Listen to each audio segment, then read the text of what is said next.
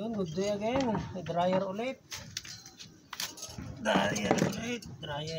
Tignan natin. Yan, unang gawin natin. Physical. Kasi tatawag natin sa customer to. Yan, ha. Check natin. Wala. Kahit sa loob, wala rin. Gawa ko to, 2024 pa, oh. 8/8/24. Yan, oh. 25 na ngayon, August pa to, August 24. Ano na ngayon? 2025.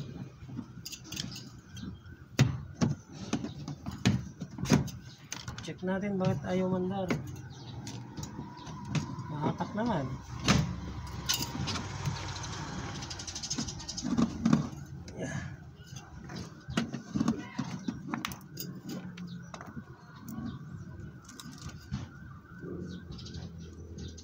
So ginawa ko na pala to dati guys, yun, may mga tornilyo na, oh. Kaya ano, kuha tayo plug kuha tayo ng plug para ma-check up natin. So check up na natin guys, yan, oh. Saksak natin. Oh, timer tumitigil. So ibig sabihin guys, na check up na natin lahat yung paligid niya. So ang gawin natin timer. Paano natin ma-check up ito na timer nga yung sira. Tapos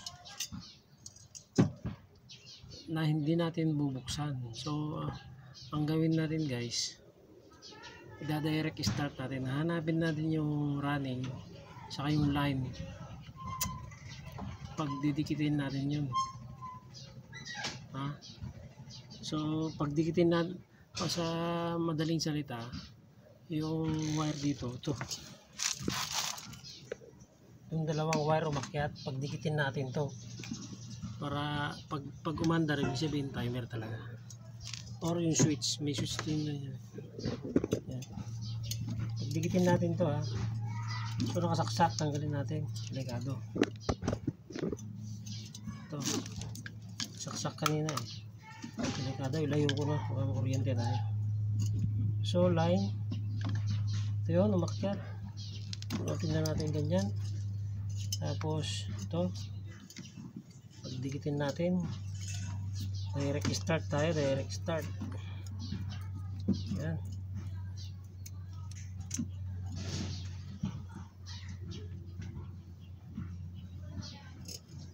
Ito yung line.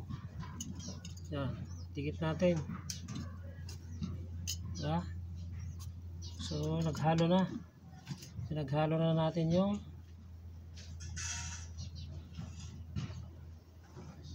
line 220. So saksak na natin, yung andar. Wala. Hindi maandar. So next, saksakan, tignan natin kung may continuity.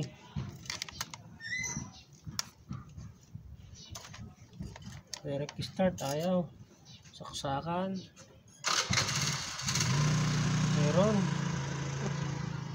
Meron. Sa common. Sa common tayo, kasi common lang naman, saka line to, eh. Running.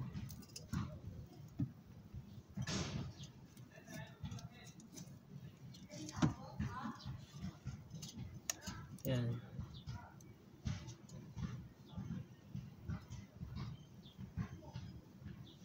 Mayroon din. So problemahin natin ngayon, may okay yung wire, okay. Ito tayo sa anong sunog sa kanya. Ito nga guys, ito ang tama. Starting yung tawagin niya.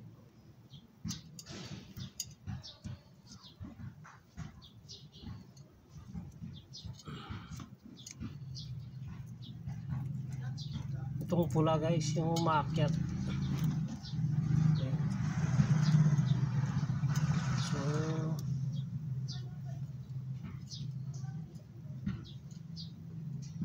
yan,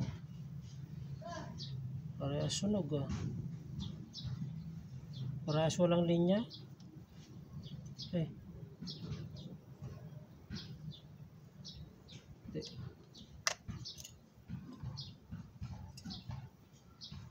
Common to capacitor, common to capacitor. Parehas walang linya. Capacitor, capacitor.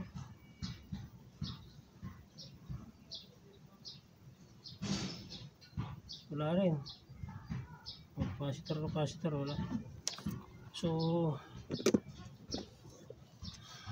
walang pag-asa tong motor kasi lahat yung motor niya, lahat ng linya ay wala. Hindi natin mabubuhay ito. Buti sana kung isa lang yung may pag-asa 50% or nasa 80% mabubuhay natin. So kailangan tawag na natin sa may-ari nito, timer sa motor. So timer sa motor, let's say motor na tanso ilalagay natin brand new to 850, tapos timer nya 150, 1,000, tapos labor 300 kasi nandito naman sa bahay, hindi tayo hindi tayo nag home service, so okay lang yun. So itawag muna natin.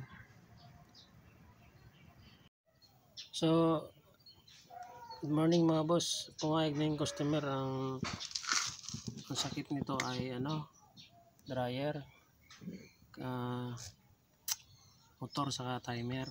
So pumayag na siya na 850 nilang. Kung kaya kong buhayin, papalitan ko ng second hand. Tapos yung electric fan shafting bushing 200 din singil ko, so bale 1,050 yung yan na motor sa gawin na natin.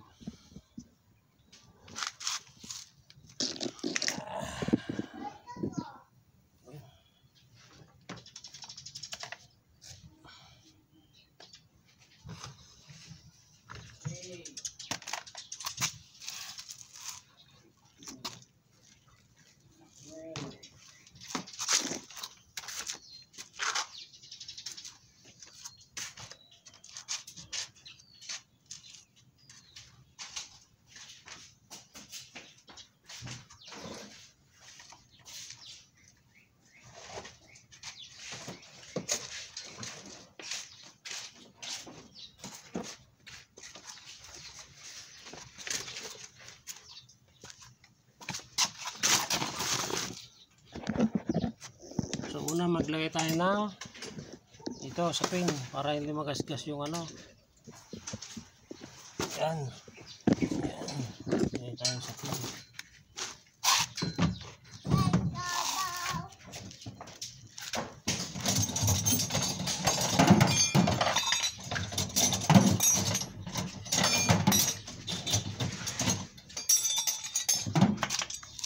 Number 8 sa number 10 kailangan natin.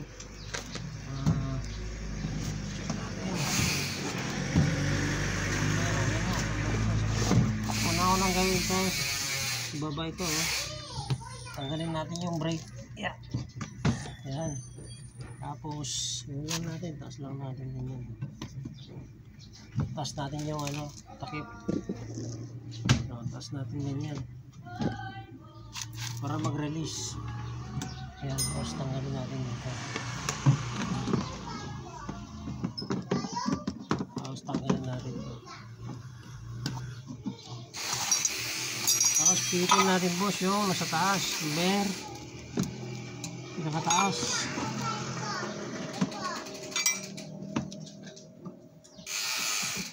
Ito, bear 8.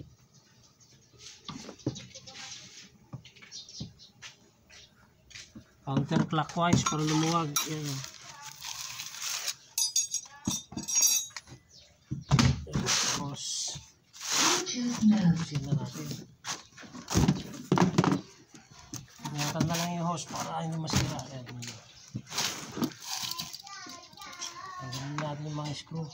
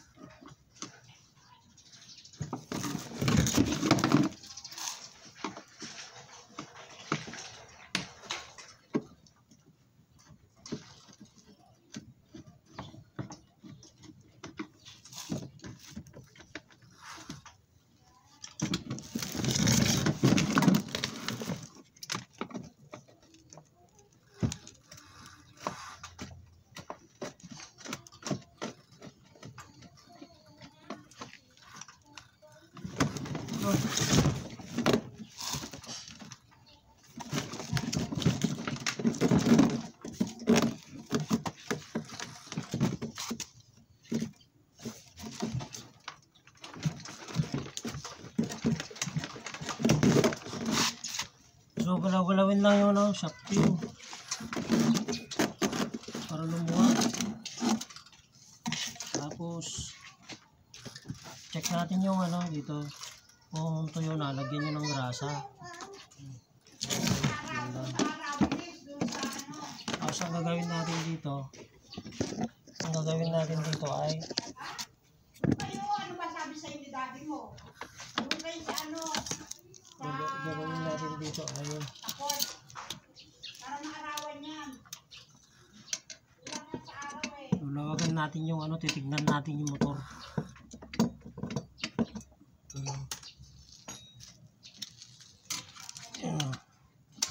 Yun. So ayos naman yung pagkagawa, hindi naman yan. Pero malambot naman. Dalawang tornilyo lang yan nakalagay. Kasi binuksan ko na to dati last year pa yan. So ngayon lang nasira. Alamin natin kung bakit nasira ito. Ayan. So ganito pala mga boss yan. Kailangan ito nakatapat palagi dito. Ito dito sa likod. Nakatapat ito. So pag yan, naglagay ka ng senyales dyan. Pagbalik nyo yung motor. Kahit bago, tingnan nyo yung posisyon ng mga tornilyo. Yung kaha. Yan Connected. Shhh! Shhh! Hoy! Tagare!